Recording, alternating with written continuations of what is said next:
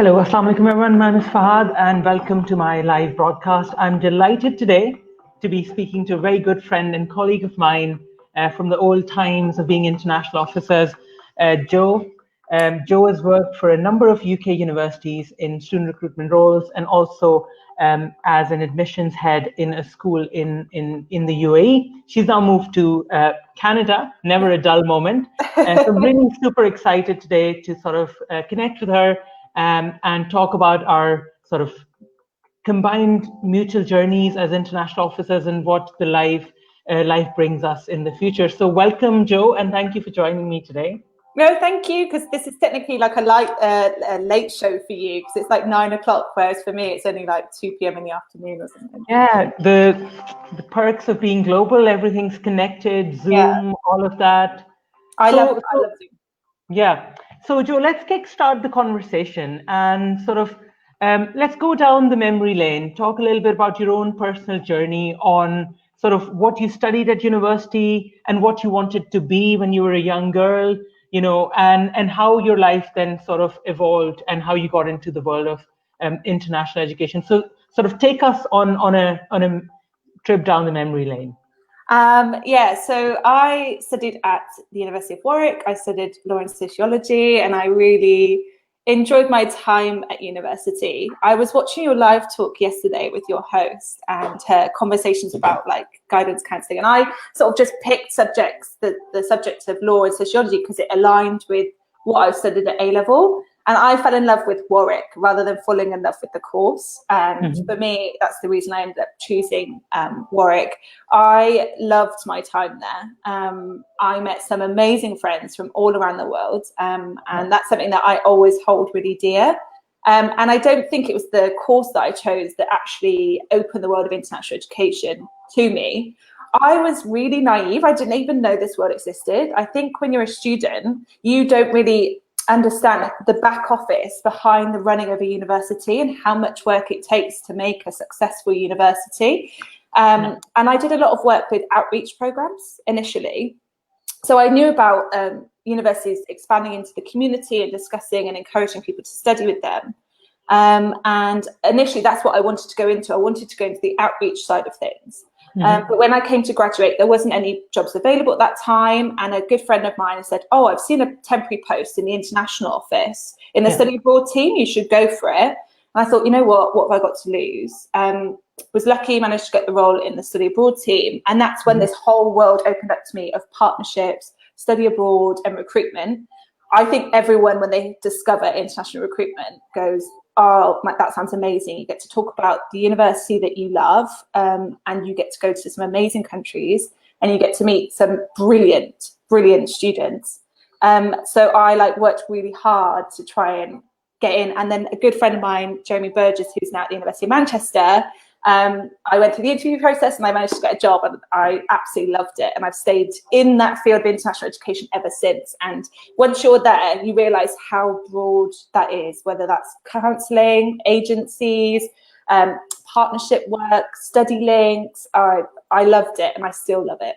And obviously, UK universities are very international when it comes to the nature of the student body or the curriculum or the opportunities that students get as part of their courses. So when you were a student, did you sort of benefit from any of those initiatives that UK universities are normally known to have?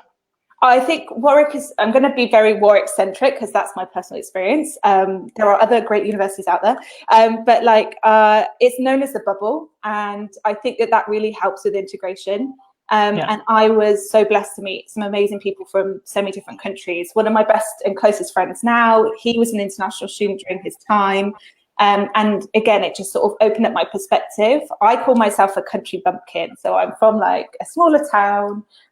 People don't generally leave it very much. And it was so great to be exposed to that and have different mindsets, like people coming from different curriculums, and how that they approach a topic in their curriculum means that they will approach a problem in a seminar differently to you. And for me, that's really good to have your own opinions challenged, your own, how you'd considered a text, whether that was the correct way of doing it. And I feel I was really lucky to have that.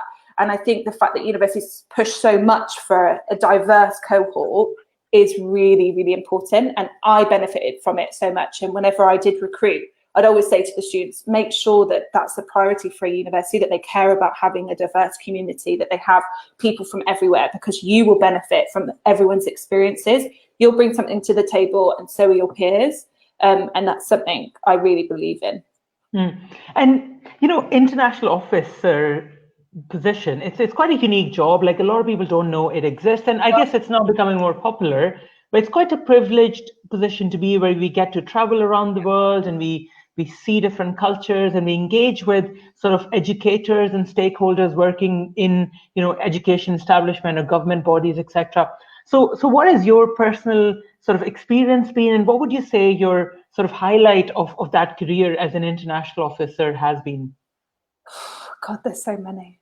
I think one is meeting my peers from my other universities and watching how they work. Like, meeting you're so creative, and I always look at you and go, oh my God, that's such a good idea. Like, and but it's about looking at your peers and being able to learn and go, oh my God, that's such a good idea. And I think that the international officers, despite wanting to recruit for their own university, we do share a lot of information, and we are quite willing to help each other out. And that for me has impacted how I work when I moved away from recruitment. I went into the admissions role. I wanted to be collaborative. I wanted to support my peers. I didn't want to be like, oh, me, I get the credit. I wanted to be like, actually, this person did an amazing piece of work, and I highlight that. And I think that's something that international recruitment teaches you. And I didn't realize or appreciate how hard it would be. I think everyone thinks it's a beautiful, glamorous life. And there are moments where you go, like, I did a trip to Mauritius, like, wow. So I remember sitting on the beach and being like, wow, how lucky am I? But I've also been on flights where I've had like 12 hours. I've had to go straight from the airport, shower, go straight to a meeting. And I don't think people realize how tough that actually is, to be smiley and like, oh, I'm so happy to talk to you. And actually all you think, I want to sleep. I want to be in my bed. And what is another highlight? Meeting the students. I think it humbles you. How amazing some kids are. So in Bristol, we did a scholarship round, and one of the kids that I met on a trip actually was one of the winners. And I was so humbled when I saw his video that I'd met him. And, it's such an emotional connection that you don't, I don't know, I'm sure you have it with some of your students when you know that they've got a place, or they've got a scholarship, or that feeling. It's like a sense of a mama, like, oh, I'm so proud of my kids. Like, I love that. I miss that a lot, actually. And you mentioned sort of, the different elements around working with students, or working with agents, and working with sponsors, bodies, etc. And I guess a lot of it is around management and cultures, isn't it? So what was your sort of experience on that? Because obviously, as an international officer, you're working across religions, across cultures, across, different kinds of mannerisms, different perceptions, different sort of communication styles. So did you find that challenging, or did you evolve into it, or were you very authentic in your own sort of view? And then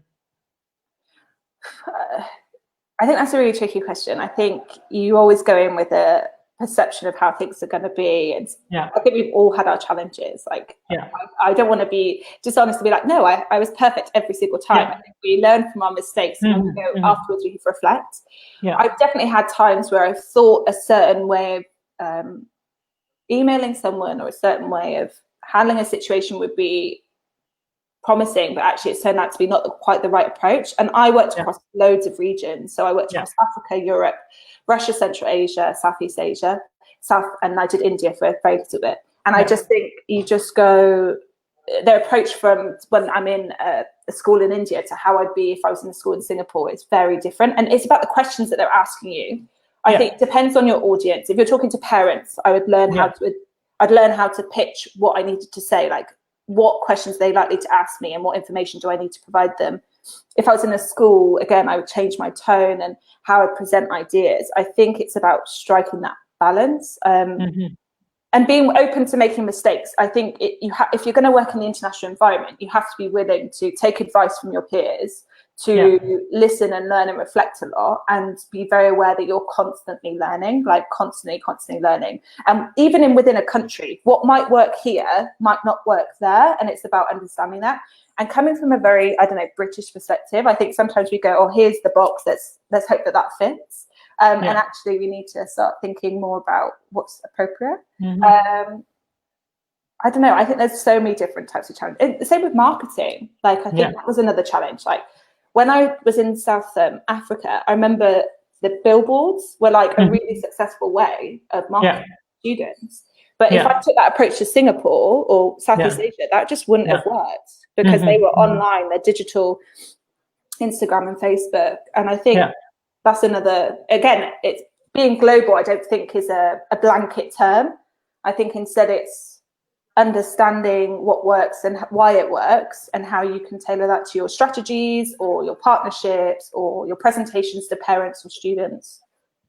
Okay, here's a tricky question I just thought about it. Gosh. So, just listening on, the different regions that you've covered and you've traveled extensively, etc.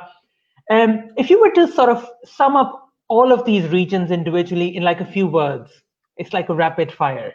So what would you say, like starting, let's say from Africa? You could even do it based on countries. So, like 1 or 2 words that describe every country that you've been to. Every country. I've done like or your favorite ones. Oh, favorite. Okay. India. That's personal though. Great food, great minds. Singapore, efficient and innovative. Where else is a favorite of mine? Korea. Oh God, this is hard. This is really hard. Nigeria or Mauritius, South Africa. South Africa, I think of wine though. But in terms of the students, I think of friendly. Okay. And, friendly and welcoming is the first things I think when it comes to that. God, that's so hard. What about you, Fahad? What about you? I'm going to say turn this on you. No. Right. Yeah. So I say Kuwait. I mean, there's no answer to this. Like, it's a very tricky question. But yeah, Nigeria, for example, chaos. I love the chaos. I loved it. I remember coming off the plane and being like, wow, this is so different. And I think you have to enjoy it. You have to enjoy letting go of control and being willing to be like, okay, this is probably going to go awfully wrong, and I'm probably going to, I don't know, get lost, but I'm just going to go with the flow. And I think that's what being an IO taught me. Before, I'm still a little bit uptight, but before I was really uptight. So I think now I think it lets you go. And it's a very hard one. Yeah, I know some colleagues and sort of friends of mine in the circuit are very particular. They've got everything in order, and they really struggle when things don't go according to plan. And a lot of times you just have to smile and sort of laugh it off. Yeah, absolutely. Talk to your peers, talk to your colleagues. Yeah. But one of my questions is like, when people learn about what I did and how many places I've traveled to, they're always like, oh, where's your favorite country? I'm like, but it's about what, why is that a particular favorite of mine? And about all those memories, and there's so many things. Like I really struggled to pick. Pick places. Absolutely. So moving on. So obviously, you did your international recruitment, you traveled all around the world, worked for 2 different universities, and then you sort of packed up your bags and you moved to UAE, which is also a mini version of the world. So tell us about the journey. Well, so the other half actually got the job, and I was like, I'm in a really good, I really like my job at Bristol. Shall I join it? Shall I not? And obviously I then decided I'm a firm believer in, like, it's better to look back having tried something than to look back and go, I wish I hadn't I didn't try at all. I just don't understand that mindset. I think, what have you got to lose? We're lucky, we're privileged, and where we come from, we have a place to go back to, so take advantage of it. But when I first went to Dubai, I've been there before many times for work anyway, and for pleasure. And I was so excited about the move. It's a fascinating place to work, particularly in international education. Because it's a priority for them. They want to be a forefront leader. They've got some amazing universities setting up base there from around the world. They've got some fantastic schools, some amazing schools, and they have families with a desire to study in the UK. So it's a great target market. Having been on the other side of it, again, I think being in more of the admissions type role, it's really interesting. And you went to work for a school, which is quite interesting as well. So yeah, how was that? How was the environment like? How was the culture day to day? Yeah, you go from being like a big like a small cog in a big machine in a university to every decision I make is you will see the impact immediately, or you'll be held accountable for it because they know it's you that made that decision. And it has taught me a lot. I think that is a true melting pot of cultures. I think the international side, again, I came in a bit naive, being like, I've traveled to all these places, I'm culturally aware. But actually, when you're working with people from those countries, you go, oh, wow, actually, this is a whole different challenge. Coming from a particular mindset or seeing how things are done successfully there and wanting to bring it forward, actually having to negotiate and navigate those sort of channels is a really interesting thing. I loved being in a school because I felt that I had a much closer relationship with my families. Yes, I saw that in international recruitment, but I might be with a handful that have a handful of active students that stay in touch with you throughout the year because we deal with thousands. But here, I was actually building those relationships, and I could see what I was doing was having an impact. And it's so nice to be like, I've got an idea, and being able to take it from an idea to executing it, I loved. I miss my team dearly. I think they were amazing people. They taught me a lot of lessons, being from around the world. So I'm really grateful for what they taught me. And I loved it. I think, the UAE is a fascinating place. They're so ahead and forward thinking on certain things, but then practices are very paper driven. And it's really bizarre being like, okay, everything must be paper driven, but they're so forward thinking and everything else. They're way ahead of many other countries, and it's just such a fascinating place to work in. And absolutely. I think it's a must if you're really wanting to go into international education. Understanding it from Dubai is must. And what I love about Dubai is like when I used to go there for work and attending exhibitions, like in any given day, you're meeting pretty much people from all around the world. So you've got people from the US, from Nigeria, from India, from Malaysia, and you need to know all these curriculums, and obviously all of their cultural perceptions are going to be very different, and their aspirations are going to be very, very different. So it just teaches you so much about if the world was a city, how would it look like? And it would probably look like Dubai. Yeah, where you have, I love it. And I think the interesting challenge when I worked there, being on the recruitment side, was these kids can go anywhere in the world. And there's some amazing universities in the Netherlands, in Germany, in Australia, in Hong Kong, blah, blah, blah, blah. And it's about first and foremost going, okay, we want you to study in the UK. Like that was the argument I'd always take up. It's like, why do you want to go to the US when the UK can offer you this? And then I would divulge into my university can offer you the specifics. I always find that's really interesting in Dubai is their world is that they're much more open to it. They're much more aware of their options. And when I was working in the school, I did a little bit of guidance counselling for the students just from my background. It's very UK centric, but it was just so interesting to see where the kids were choosing to study and what their motivations were. And that was really insightful. And so last time we caught up, we were sort of talking about your big move to Canada, and that has now happened. So you're in Montreal, and obviously none of this was planned, and you're in lockdown and everything's shut. So first of all, how was the move? A shock to the system. Like I moved from beautiful Dubai weather, which is like perfect in January, as we all know. It's beautiful to like sit on the balcony in the evening. Here I came to -25. I actually had to purchase shoes that were like closed toe shoes, and I had to buy a coat, and I was just like, I wear jumpers now, and I'm like, oh my god. But I love the city of Montreal. It's completely different to Dubai.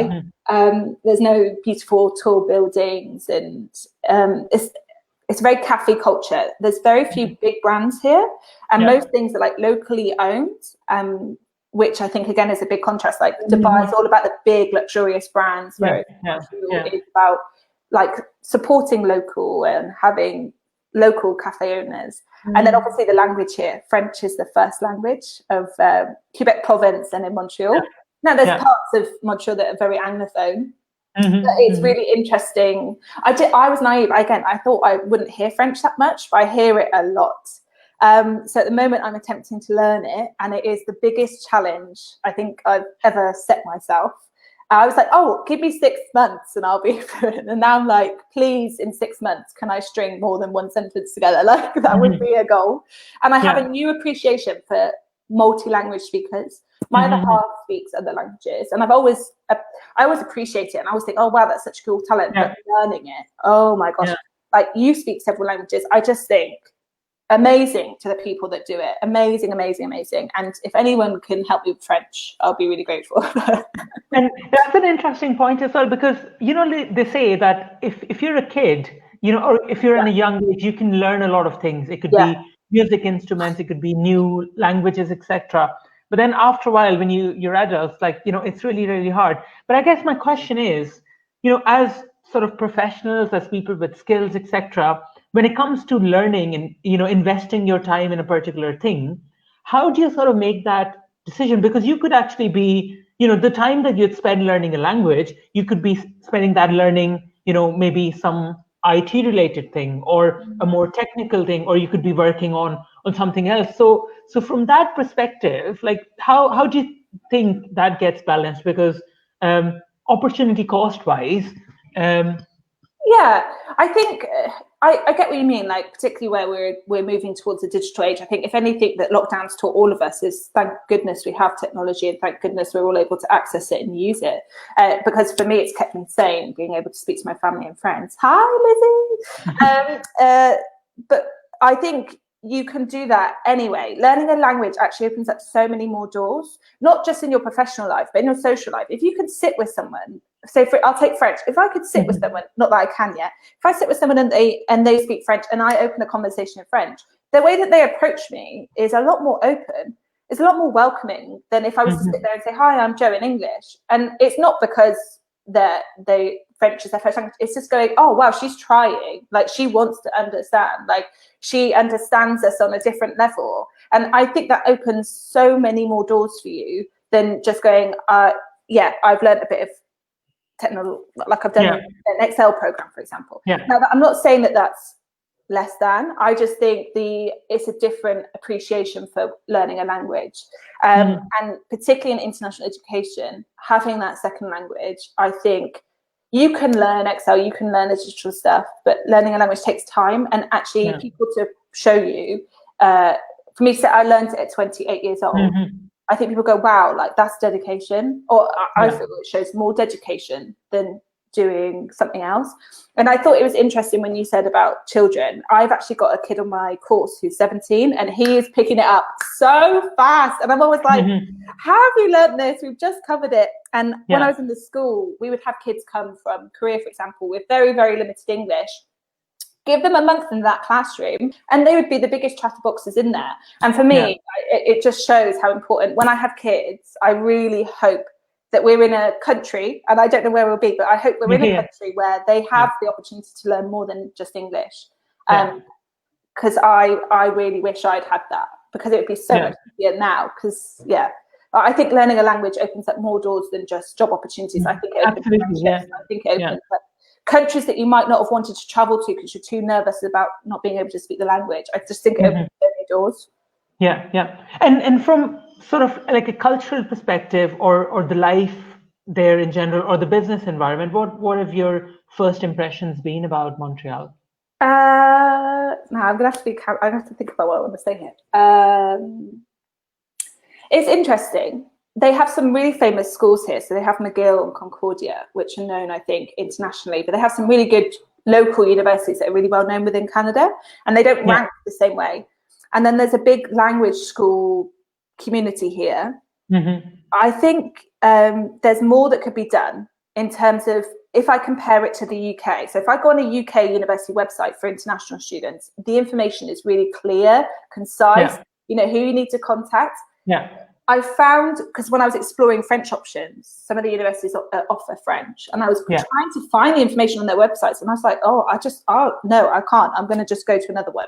So I think that they could do more with their marketing to keep up, because Canada's a big competition for the UK, and I think that they really could, rather than relying on the fact that they have visas, I think they can do so much more to promote their universities and what they stand for, and because they have some fantastic unis here, and I just think there could be more done. That's just from my professional opinion. I'm very careful, but absolutely. I think more done. Yeah. And let's talk about COVID-19, obviously, the dreaded C word, and we're all stuck at home, indoors, trying to find new ways to keep ourselves entertained and sane. What have you been up to? What's your COVID sort of hack or hacks? COVID hacks. So obviously, I do remember my French every day, and I'm so grateful for it. Despite my frustrations with my progression, I am so grateful for that it's filling my time and it's keeping me busy. And then the other one is family and friends. So we do a weekly family quiz. And I hosted that today. I was telling you about it earlier. And it's just so much fun, like putting it together, seeing people's different ideas. So my sister did one last week, and it involved us running around the house. And then it's also interesting because I talked about it in my French class, I was saying to you earlier, and my colleagues were like, what's a pub quiz? Like, what is this thing? And again, I was just like, how have you never experienced it? So I'm actually making one for them. And it's like me sharing my, I don't know, my bit of Britain with them, like a pub quiz. So I'm like, okay, I'm going to share it with you. So again, it's filling my time. I think it's really important to be proactive. Don't allow yourself to just sit. I know Netflix has so many great series at the moment, or whatever you're watching, but do something. Like, I don't like to say, oh, you must come out of this having learned a new skill. I think that's too much pressure, but at least do those things that you wish you had the chance to do, whether that's pottering around your garden or trying a baking recipe that you haven't had the chance to do. Like, I've learned how to make biryani, and I've wanted to do that for so long. It's been on my wish list for so long. And then actually having the time to do it, it just brings me a little bit of joy. So do stuff that brings you a little bit of joy so that you can make the most of this time, and make lots of really good memories. I don't want to look back at this and just be like, oh, that was the time I was in lockdown. I want to look back and go, oh, I had a really great quiz, or I did the Facebook Live if I had, or, little things. I think is really important. And it's a hard one. Like, no one really knows when it's going to end, or what would happen next. But based on your personal, obviously you would sit down and think about these things. But how would you perceive, like, what would the world look like in your opinion? And how could we all stay sort of relevant in the world that would emerge after the crisis? Or do you think nothing's going to change? No, I think we're definitely going to have a new reality. I think that, like, seeing when they go to the supermarket now, you have to like spray your hands with anti-bac and stuff. And I know in Dubai they've got really high measures in place, I think. And my other half works for aviation, so I'm seeing the impacts that are going on there as well. I hope it brings flexibility to the workplace, in having the option to work from home more often. And I think it actually demonstrates that there are very few roles where this isn't a viable option. And I think even when I was working in the UK, it was very hard to be able to work from home. And I think that it's such a shame, because actually people are being really productive. People are setting up their offices. People are going, right, this time I'm going to focus, I'm going to smash it out so I can have the evening with my family. And I think that would be amazing. If we can come out with this, seeing employers go, actually, I'm open to allowing my employees to do this, not like how we are now, but maybe once a week or a couple of times a month, would be really nice. That's what I'd like to do.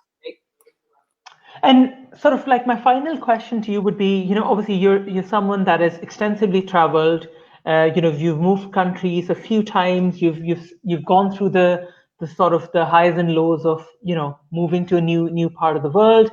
What would you say to people who think about moving, but they're never able to find that courage to go ahead and do it? And what would you say, if someone is thinking, like where should they start?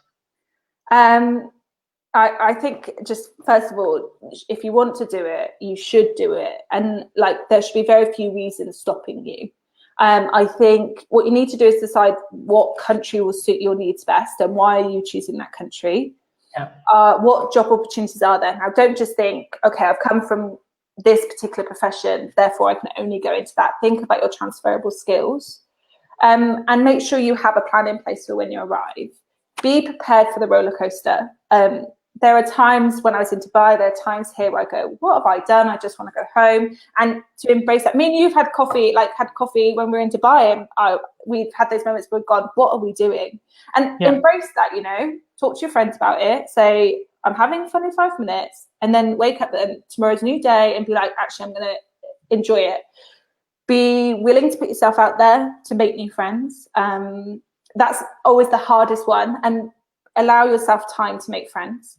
And just don't look back and think, I wish I tried. Like, it doesn't get easier the older you get. I think if you've got the opportunity, you've reached a point in your job where you've gone, this is what I can achieve in this role, then look. One of my French teachers wants to go to Korea, and I'm like, every time I speak to him, I'm like, have you looked into that yet? Have you looked into the province? Have you looked into what, like, if there's certain areas which are more expat related?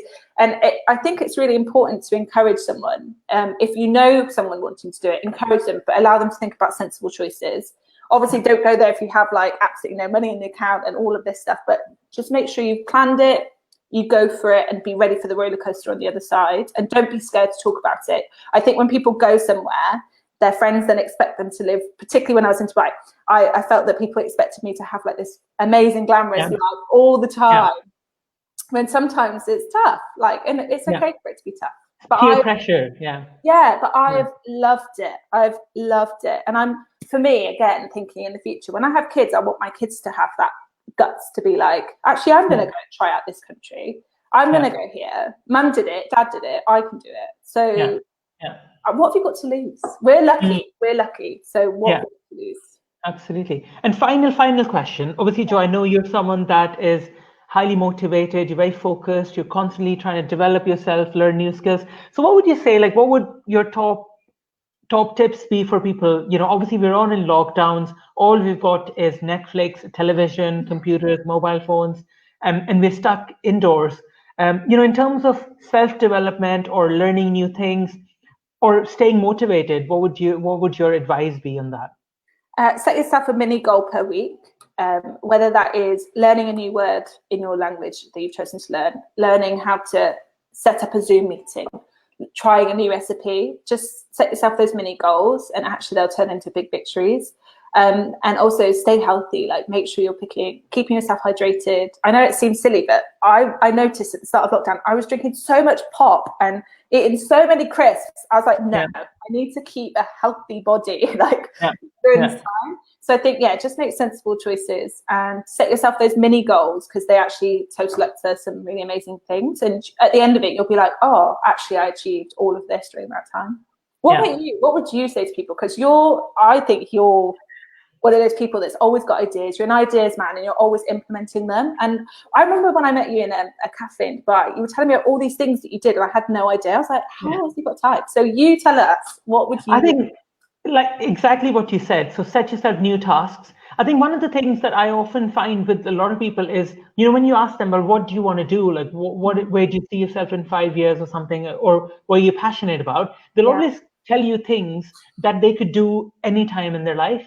You know, like if someone wants to be a filmmaker or a photographer or a TV show host or, you know, a musician or anything, there are loads of things that you could do yourself without picking that as a career. So I guess like what I've started doing is running these live broadcasts, reaching out to my friends and colleagues from across the world and sort of having these insightful conversations. I enrolled on a few courses online. I was doing a law course from Harvard. I wanted to be a lawyer, but that's never happened. But again, you know, nothing should stop you from doing things like, you know, you're learning a new language. So I guess these things are hard, you know, like, you know, doing a course is hard, you know, running a proper, let's say a broadcast, you know, it would take time and effort and preparation, but at least it will give you a flavor of how it looks like. And only two things can happen. Either you'll do it, you'll love it, and you start getting better at it, or you do it for a bit and you're like, actually, you know, don't really want to do it. I don't know why I had that in my head that I would be really good at it. So I guess never be afraid of trying new things and putting in that effort.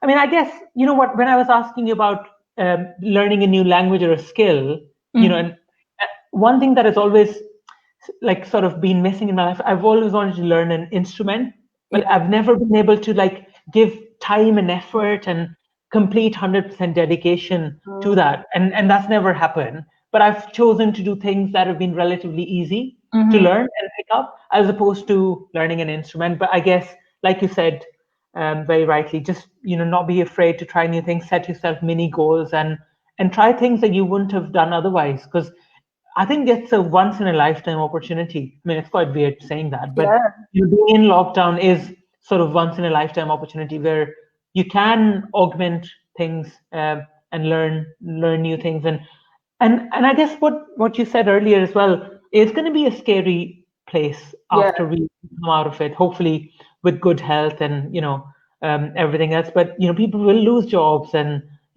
organizations will change focus. So we have to be sort of ready for that. So it is scary, but Yeah. if we can prepare and sort of try and future-proof ourselves, at least we'll be one step ahead rather than preempting and sort of being at the receiving end. Yeah, no, I definitely agree with you. I definitely try and see this as an opportunity. I know it's easy to get caught up in the sort of not so negative, but I think if you have a positive outlook, it does come back to you. Like what you put out to the universe comes back. So I definitely think it's important to take opportunities when you get them. And when Deb was like, okay, we're moving to Montreal, babe, I was like, yes, I'm there. Yeah. I'm ready. Yeah. Ready for the -25. Yeah. Yeah. Absolutely. And the thing is, like, the harder you try, the luckier you get. Yeah. And yeah, like it's amazing that you've chosen to start a new chapter, and I'm really excited to see what the future brings. And we discussed loads of ideas in our last coffee catch up, and hopefully after, They will come. yeah, they'll all come in due course. But thank you so much, Jo. It was lovely to catch up with you and hear about your experiences. And stay safe, stay indoors, and win those quizzes. I will. Thank you so much for having me, Fahad. No worries at all. Take care and speak soon. Okay, bye-bye. Bye. Thank you so much, everyone, for tuning in to another episode of my Facebook Live broadcast. We were in conversation with Jo Phillips, a really good friend of mine and really inspiring person as well. So hopefully you all got to learn a little bit from her as well. And with this, I will bring this broadcast to an end. Hopefully see you at another broadcast. In the meanwhile, if you have any questions or comments, do drop them below. Take care. Stay safe.